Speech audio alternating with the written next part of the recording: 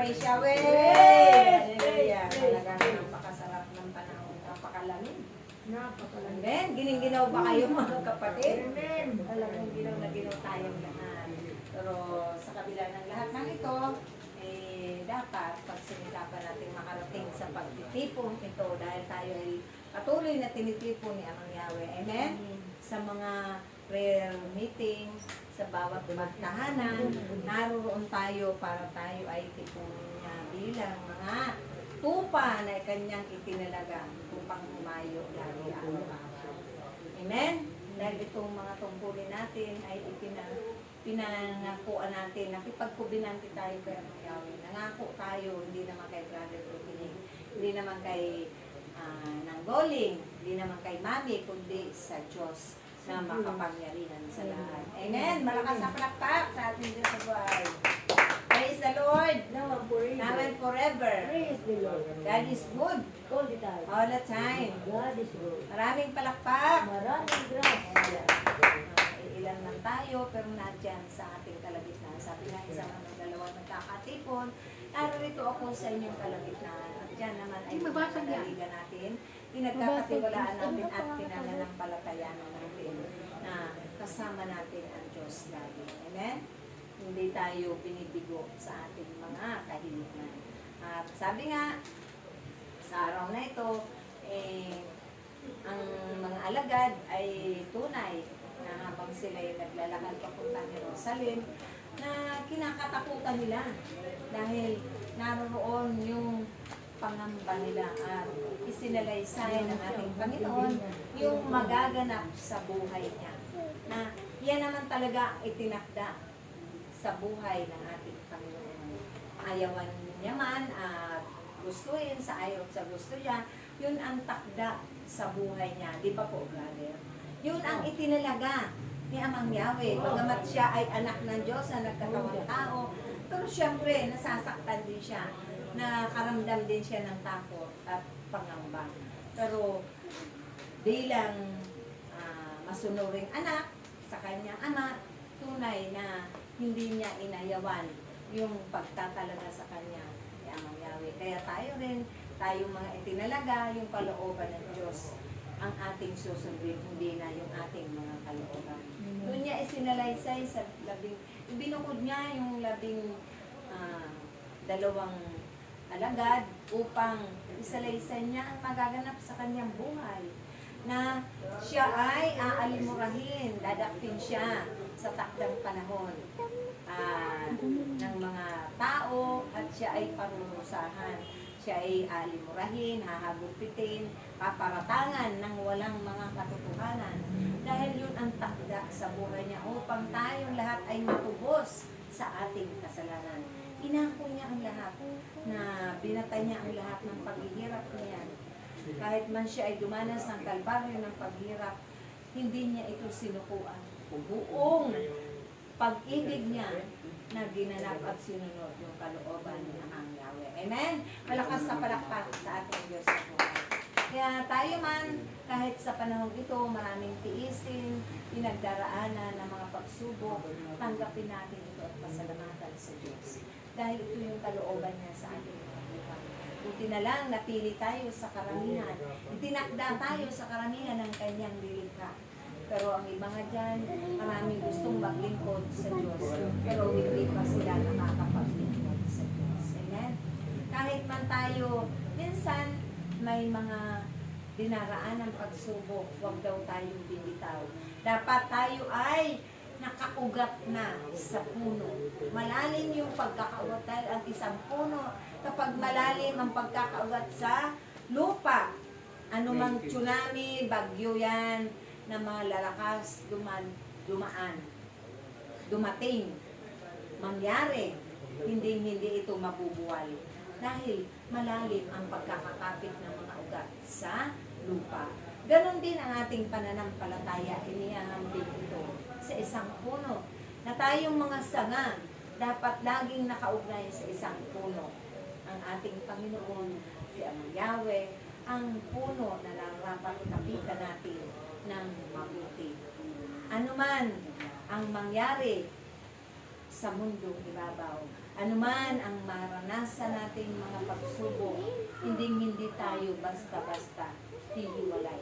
Mahihiwalay sa Kanya. Nakakapit tayo ng mahigpit para kung dumating man ang mga unos sa ating buhay, naku, nandoon tayo.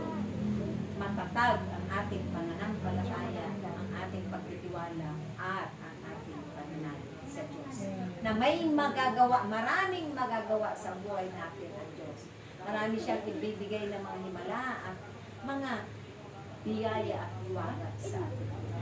Dahil sabi nga, kung hinanap natin sa mundong ito, na tayo nagkamalay na hinanap muna natin, sabi nga, seek you first the kingdom of God, at lahat yan ay ibibigay niya. Yun daw pala ang dapat pangarapin natin bilang tao sa mundong ito, ang hanapin natin yung paghahari ng Diyos sa ating buhay. Dahil kung iba ang hinahanap natin, hindi tayo mapapabuti. Dahil walang tutulong sa atin ng Diyos sa ating buhay. Di ba po? Tama po ba yun, brother? Kasi maililigaw tayo ng masamang espiritu. Mabubulungan tayo. Hindi tayo mapupunta sa tuwid na daan. Hindi natin mararating yung buhay na walang hanggan sa kabilang buhay.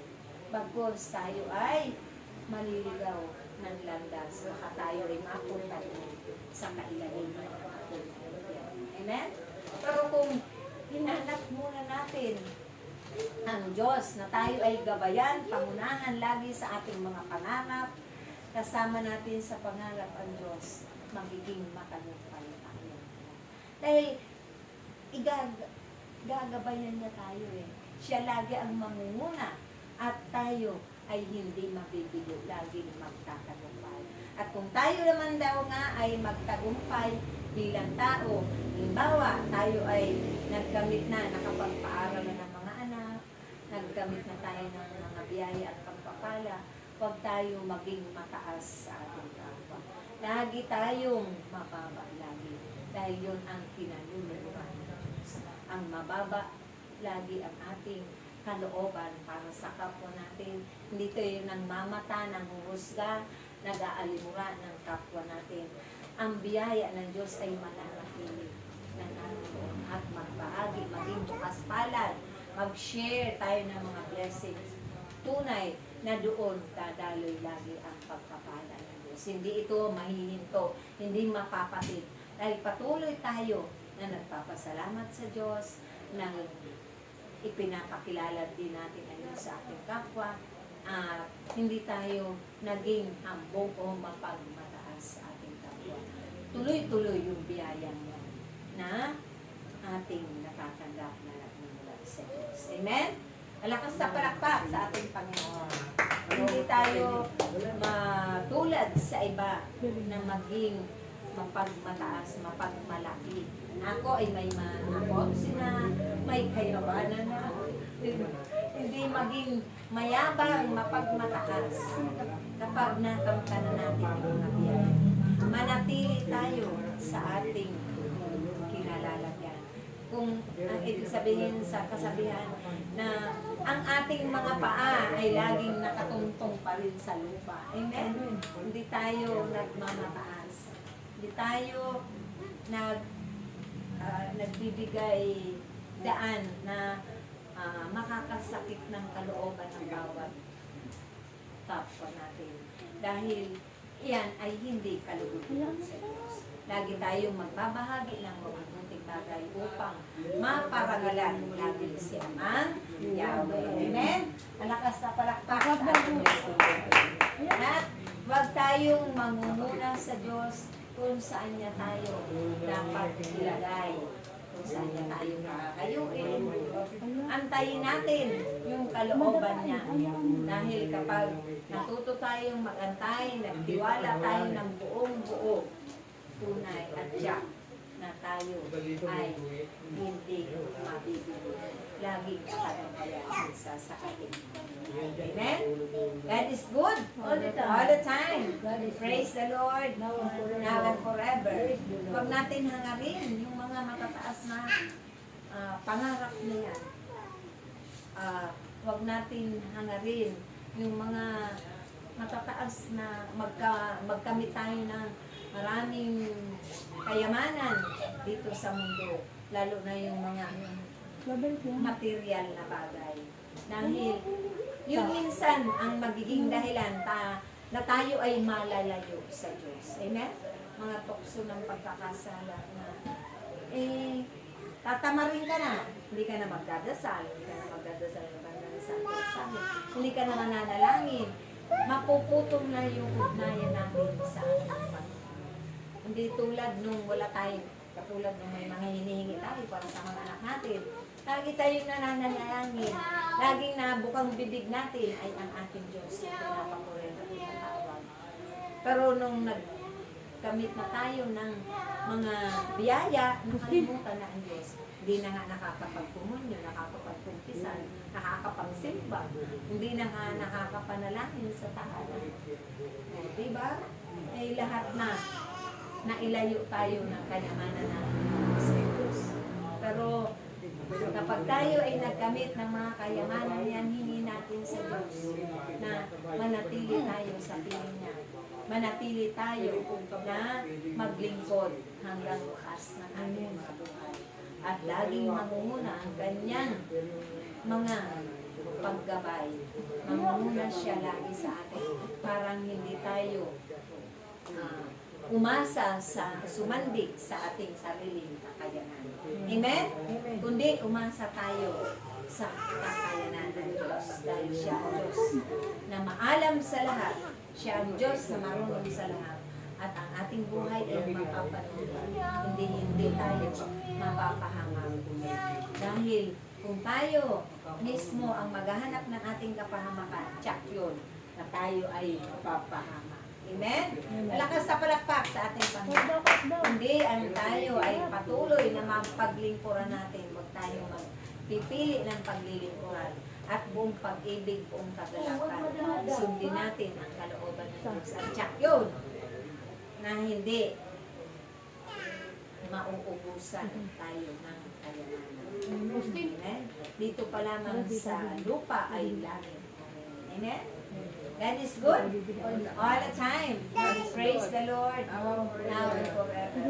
Hayaan natin ang Diyos ang magtalaga sa atin kung tayo ay maging isang warrior niya sa community.